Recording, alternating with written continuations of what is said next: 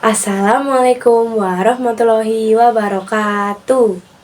Halo semuanya, perkenalkan nama saya Aisyah Zazara Hemat dari kelas 10-9, nomor absen 2. Pada kesempatan kali ini saya akan memaparkan materi yang berjudul virus. Pasti teman-teman udah gak asing gak sih sama yang namanya virus? Dan pasti kepo juga, apa sih pengertian dari virus itu, bentuk-bentuk virus itu apa, dan macam-macam virus itu apa. Nah, untuk mengetahui hal-hal tersebut, yuk simak video aku. Let's go! Mengenal apa itu virus. Tujuan pembelajaran yang pertama, agar mampu menganalisis apa itu virus. Yang kedua, agar mampu mengetahui jenis-jenis virus. Yang ketiga, agar mampu mengetahui bentuk-bentuk virus. Dan yang terakhir, agar mampu mengetahui dampak dan manfaat virus. Apa itu virus? Virus adalah organisme yang dapat menginfeksi dan membuat seseorang sakit. Organisme ini dapat menginfeksi manusia, tumbuhan, hewan, bakteri, dan jamur. Masing-masing virus hanya menginfeksi jenis inang tertentu.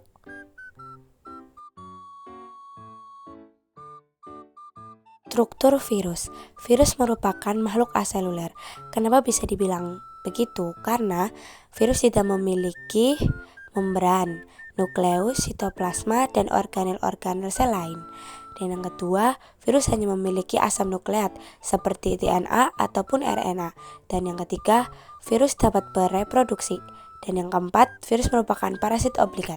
Parasit obligat adalah kondisi di mana virus harus menempel pada organisme lain untuk melakukan reproduksi. Jika tidak, virus tidak dapat bereproduksi.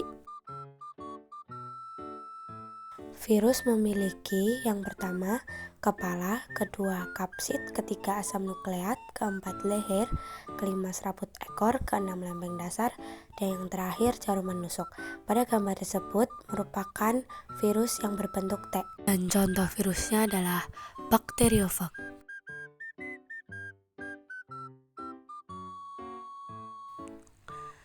Pada tahun 1883 oleh Adolf Meyer, ia menemukan penyakit yang pertama kali muncul bintik kuning di tanaman tembakau dan kemudian disebut dengan penyakit mozaik tembakau. Namun, walaupun sudah ditemukan penyakitnya, Adolf belum mengetahui penyebab dari penyakit tersebut. Kemudian pada tahun 1892, Dmitri Ivanov Gay menemukan makhluk yang pada saat disaring pada alat saringan ternyata lolos. Dia berpikir ini pasti bakteri yang ukurannya sangat kecil. Setelah itu, pada tahun 1897, seorang ilmuwan Belanda yang bernama Martinus Beijering menemukan saat melakukan ekstraksi dari tembakau yang sudah disaring oleh penyakit mozaik ini, ternyata pas disuntikan pada tumbuhan tembakau yang lain, daya serang dari patogen ini tidak berkurang. Maka dia berkesimpulan patogen yang menyerang tembakau ini bisa bereproduksi. Akhirnya pada tahun 1935, Wendell Stanley menemukan bahwa patogen yang menyerang tembakau tersebut dapat dikristalkan. Sehingga Wendell Stanley menyebut bahwa patogen tersebut bukanlah bakteri, namun virus. Nah, dari sini kita dapat menyimpulkan bahwa virus bisa dikatakan hidup karena dia bereproduksi, sedangkan virus bisa dikatakan mati karena dia dapat dikristalkan. Ragam bentuk virus. Yang pertama, ada bentuk batang, yang kedua polihedral, yang ketiga bola, dan yang terakhir yang berbentuk huruf T. Bentuk virus yang pertama ada bentuk T. Bagian pertama yaitu kepala. Kepala adalah bagian dalam virus yang berisi asam nukleat. Yang kedua, kapsid. Kapsid adalah kulit protein dari suatu virus. Oh iya, kapsid ini juga yang menentukan bentuk-bentuk virus loh teman-teman. Dan yang ketiga, asam nukleat atau DNA adalah asam nukleat yang mengandung instruksi genetik yang digunakan dalam pengembangan dan fungsi semua makhluk hidup. Yang keempat, leher. Bagian leher virus merupakan tempat antara sambungan kepala dengan isi bagian tubuh dan ekor virus. Yang kelima, serabut ekor. Serabut ekor adalah bagian berupa jarum yang berfungsi untuk menempelkan tubuh virus pada sel inang. Yang keenam, lempeng dasar.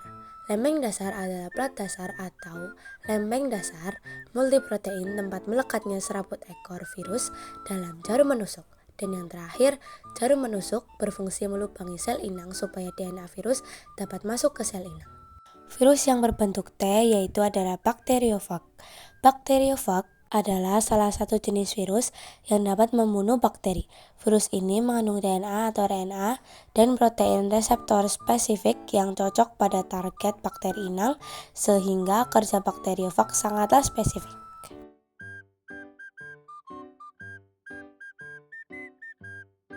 Yang kedua, ada virus yang berbentuk bola. Yang pertama, strukturnya adalah materi genetik. Materi genetik seperti yang telah dijelaskan tadi, yaitu bisa DNA atau RNA. Dan yang kedua ada selubung ekor atau kapsid. Dan yang ketiga, kapsul virus atau cangkang protein. Virus yang berbentuk bola. Yang pertama ada HIV. Adalah virus yang menyerang sistem kekebalan tubuh yang dapat melemahkan kemampuan tubuh melawan infeksi dan penyakit. Yang kedua, ada influenza. Influenza adalah infeksi virus yang menyerang sistem pernapasan atau hidung, tenggorokan, dan paru-paru. Yang terakhir ada coronavirus. Pasti teman-teman sudah pada tahu lah ya coronavirus ini apa. Coronavirus merupakan virus yang menyebabkan terjadinya infeksi saluran pernafasan. Selanjutnya ada virus yang berbentuk batang. Struktur yang pertama ada kapsid, dan yang kedua kuat protein subunit. Kuat protein subunit adalah salah satu komponen struktural dari kapsid virus yang membungkus genom. Genom virus subunit ini berperan dalam melindungi genom virus dan membantu dalam proses infeksi sel. Dan yang terakhir ada DNA. Virus yang berbentuk batang. Yang pertama ada TMV atau tembakau mozaik virus, menyebabkan daun tembakau berwarna kecoklatan dan oleh karena itu virus ini sangat penting secara ekonomi. Penyakit ini juga tidak hanya menginfeksi tembakau loh, namun juga menginfeksi tomat. Dan yang kedua ada rabies. Rabies merupakan penyakit menular akut yang menyerang susunan syaraf pusat pada manusia dan hewan berdarah panas yang disebabkan oleh virus rabies. Ditularkan melalui saliva anjing, kucing, kera yang kena rabies dengan jalan gigitan atau melalui luka terbuka. Dan yang terakhir ada bentuk heksagonal. Untuk struktur yang pertama ada DNA, yang kedua ada kapsid, dan yang ketiga ada glikoprotein. Glikoprotein adalah suatu protein yang mengandung rantai oligosaklorida yang meningkatkan glikan dengan ikatan kovalen pada rantai polipeptida bagian samping. Lalu struktur yang terakhir ada kapsomere. Kapsomere adalah subunit kapsid lapisan luar protein yang melindungi genetik virus.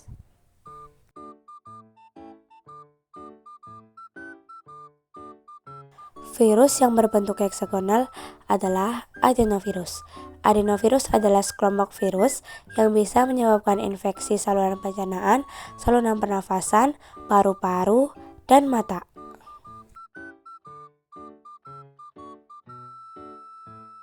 Lalu ada proses reproduksi virus. Proses reproduksi virus dibagi menjadi dua, yaitu siklus litik dan siklus lisogenik. Yang akan kita bahas pertama terlebih dahulu adalah siklus litik.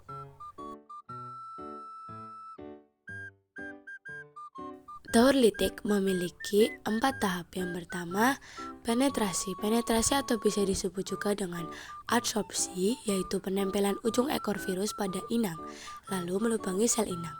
DNA virus akan memasuki sel inang melalui lubang yang telah dibuat oleh virus. Yang kedua, ada sintesis. Dampak dari proses ini adalah menghentikan sintesis DNA bakteri, di mana DNA virus menghentikan peran DNA bakteri dan sepenuhnya mengendalikan sel bakteri.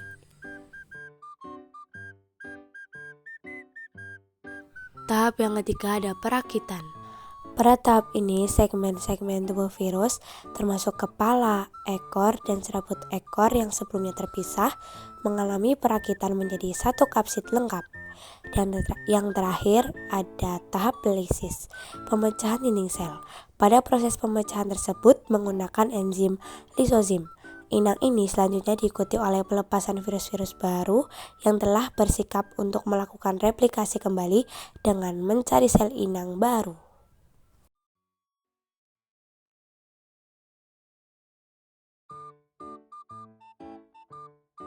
Dan yang kedua ada proses reproduksi virus dengan cara siklus lisogenik.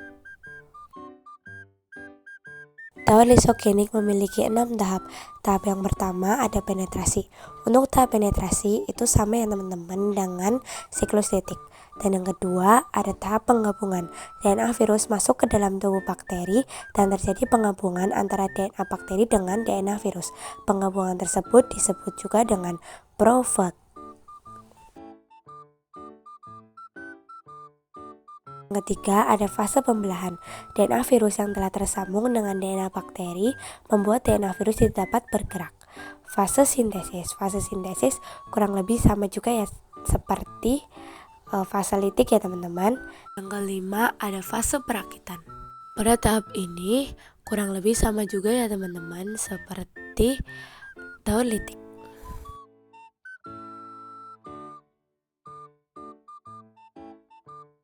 Yang terakhir ada fase lisis. Untuk fase lisis juga sama ya teman-teman, namun saya akan jelaskan kembali. Pemecahan dinding sel. Pada virus pemecahan tersebut menggunakan enzim lisozim. Inang ini selanjutnya diikuti oleh pelepasan virus-virus baru yang telah bersiap untuk melakukan replikasi kembali dengan mencari sel inang baru.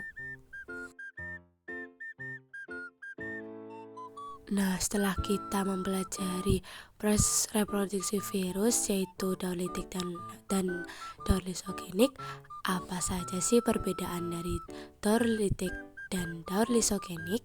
Perbedaan siklus litik dan lisogenik. Pada siklus litik yaitu terjadinya sel inang pecah. Pada siklus lisogenik, sel inang tidak pecah. Pada siklus litik dimulai dari adsorpsi, penetrasi, replikasi, dan sintesis, perakitan, dan lisis. Pada lisogenik terjadi penggabungan yang dinamakan profag, kemudian pembelahan.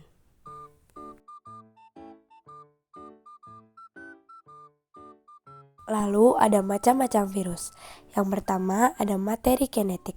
Berdasarkan materi genetik DNA, terdapat virus papiliomavirus, adenovirus, herpes, dan Ebola. Lalu pada materi genetik RNA, terdapat paramexovirus, HIV atau retrovirus, influenza, hepatitis, dan polio. Lalu menurut sel inang, terdapat bakteri, yaitu virusnya adalah bakteriofag, manusia mungkin seperti HIV, influenza, dan corona. Dan untuk tumbuhan ada TMV yaitu yang menyerang tembakau, CVPD itu yang menyerang jeruk, dan tungro yang menyerang padi. Dan hewan ada NCD dan rabies.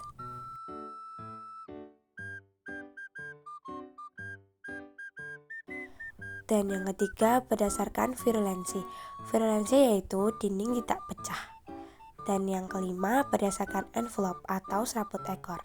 Contoh virus yang memiliki serabut ekor adalah paramexovirus, herpes virus, toga virus, dan rhabdovirus. Dan contoh virus yang tidak berenvelope ada norovirus, enterovirus, adenovirus, dan rhinovirus.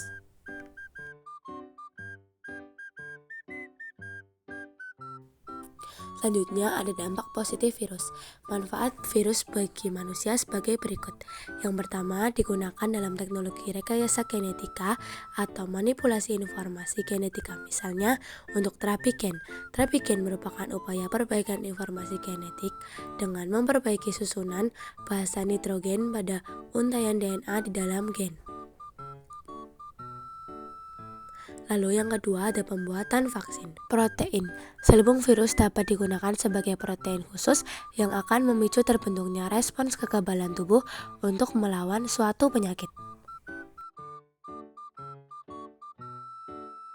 Yang ketiga, ada virus dapat digunakan untuk pengobatan secara biologis, yaitu dengan melemahkan atau membasmi bakteri jamur yang bersifat patogen. Contohnya, bakteriofag dapat digunakan untuk membasmi bakteri patogen.